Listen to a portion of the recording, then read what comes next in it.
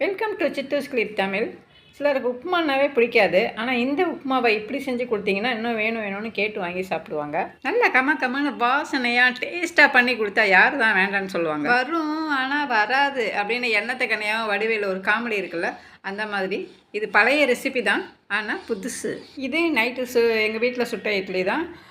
ஒரு ஆள் நைட்டு வந்து சாப்பிடாதனால இந்த இட்லி மீதமாயிருச்சு. அதனால் இந்த இட்லி உப்புமா செய்யலான்னு இன்றைக்கி எடுத்திருக்கேன். நல்லா சாஃப்டாக எப்படி ஸ்பாஞ்சு மாதிரி இருந்துச்சு தெரியுமா நைட்டு சுடும்போது. இப்போவும் அப்படி தான் இருக்குது. ஆனாலும் அதை ஒரு புதுசாக ஒரு ரெசிபியாக செஞ்சு சாப்பிடும்போது இன்னும் நம்மளுக்கு நல்லா டேஸ்ட் கிடைக்கும். இப்போ இந்த இட்லியெல்லாம் ஃபுல்லாக நல்லா அப்படி உதுத்து போட்டுக்கலாம். நான் இட்லிக்கு வந்து 4:1 அந்த ரேஷியோவில் தான் நான் ஊற வைப்பேன். 4 ஆளாக்கு வந்து அரிசி போட்டேன்னா 1 ஆளாக்கு உளுந்து போடுவேன். இட்லி பாருங்கள், இதில் எதுவுமே நான் கலக்க மாட்டேன். இட்லி பாருங்கள் அவ்வளோ சாஃப்டாக நல்லா ஒயிட்டாக வரும். கடையில் வாங்கின இட்லி அரிசி தான் ஊற வைக்கிறேன். நல்லா இட்லியெல்லாம் உதுத்து வச்சதுக்கு அப்புறமா அடுப்பில் ஒரு கடாயை வச்சு சூடானோன்னா 1/2 டீஸ்பூன் கடுகு, ஒரு 1/2 டீஸ்பூன் கடலைப்பருப்பு, 1/2 டீஸ்பூன் உளுந்து, இதெல்லாம் வந்து நல்லா பொரியணும். கடுகு நல்லா முழுசாகவே பொரியணும். அதே போல் இந்த பயிர் வகைகள் வந்து 3/4 பதத்துக்கு அது வறுபட்டுருக்கணும். இந்த அளவுக்கு ஆனதுக்கப்புறம் வெங்காயம், பச்சை மிளகாய் ரெண்டையுமே ஒன்றா போட்டு இதெல்லாம் வதக்கிடலாம்.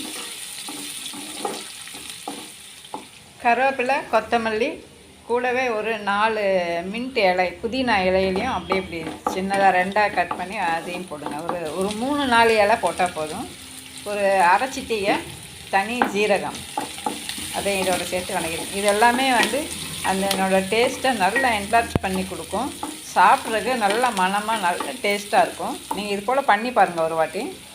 இட்லியில் வந்து உப்பு போட்டிருக்கோம், அதனால் இந்த வெங்காயம் பச்சை மிளகாய்க்கு அளவாக உப்பு போடணும்.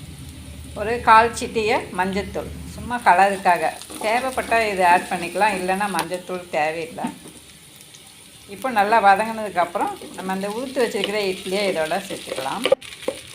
இதோட நல்லா இதை கலந்து விட்டுடலாம். அந்த கட்டியாக இருக்கிறது எல்லாமே நல்லா இந்த மாதிரி இப்படி உடச்சி விட்டு அப்படி கலந்து விட்டுடலாம்.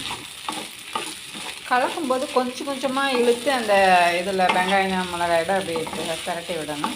ஃபுல்லாக போட்டு இப்படி சுற்றி விட்டோம்னா நல்லா இறங்காது. அந்த மஞ்சத்தூள், அந்த ஃப்ளேவரு, அந்த எண்ணெய், காரம், இதெல்லாமே அந்த இதுக்குள்ளே அப்படியே இறங்கணும். இதெல்லாம் கொஞ்சம் கொஞ்சமாக இழுத்து அப்படியே எடுத்து ஃபுல்லாக இந்த மாதிரி நல்லா ஸ்ப்ரெட் பண்ணி விடணும். இதில் வந்து கொஞ்சமாக நான் ஒரு சின்ன எலுமிச்சம்பழம், ஒரு 1/2 எலுமிச்சம்பழம் வெட்டியிருக்கேன். அதுலேருந்து ஒரு 10-15 சொட்டு சாறு உளுந்தால் போதும். இந்த இதில் வந்து ஒரு 6-7 இட்லி இருந்தது. அதில் ஒரு 15 சொட்டு எலுமிச்சம் சாறு அப்படியே விட்டு இது ரொம்ப அந்த டேஸ்ட்டை இன்னும் நல்லா எடுத்து கொடுக்கும். இந்த எலுமிச்சம் சாறு கலந்து பண்ணிங்கன்னா நீங்கள் இப்படி ஒரு தடவை செஞ்சு பார்த்துட்டு எப்படி இருக்குன்னு சொல்லுங்கள். அதோட அதை நல்லா கலந்துவிட்டு 1 டீஸ்பூன் நெய் அப்படியே மேலாப்பில் ஊற்றி அப்படியே லைட்டாக அப்படி கலந்து விட்டுருங்க. மேலாப்பில் அப்படியே கலந்து விட்டுட்டிங்கன்னா இன்னும் கொஞ்சம் டேஸ்ட்டு அதிகமாக இருக்கும். புதினா இலை, நெய், எலுமிச்சை சாறு இதெல்லாம் கலந்து செஞ்சுக்கனால இது இட்லி உப்புமா தானே கண்டே பிடிக்க முடியாது, அந்த அளவுக்கு டேஸ்ட்டாக இருக்கும். மாவு வந்து கரெக்டான ரேஷியோவில் அரிசி உளுந்தெல்லாம் எடுத்து அரைச்சி அது இட்லி சுட்டோம்னா நல்லா இந்த மாதிரி பொலன்னு வரும். இட்லி பழசானா கூட உப்புமா பார்த்திங்களா எப்படி இருக்குன்னு. இப்போது லைட்டாக மேலே அப்படியே மல்லித்தலை தூவி இறக்கி பரிமாறலாம். பாருங்கள், சூப்பரான ஒரு நல்ல சுவையான இட்லி உப்புமா ரெடி ஆயிடுச்சு. நான் போட்ட ரெசிபிஸ் எல்லாம் உங்களுக்கு பிடிச்சிருந்ததுன்னா லைக் கொடுத்து ஷேர் பண்ணி விடுங்க, சப்ஸ்கிரைப் கொடுங்க. சப்ஸ்கிரைப் பண்ண எல்லாருக்குமே என்னோட நன்றி. யூடியூப்லேருந்து கூட ஒரு நோட்டிஃபிகேஷன் வந்திருந்தது, நியூ அச்சீவ்மெண்ட் 50,000 சப்ஸ்கிரைபர்னு. Thanks a lot.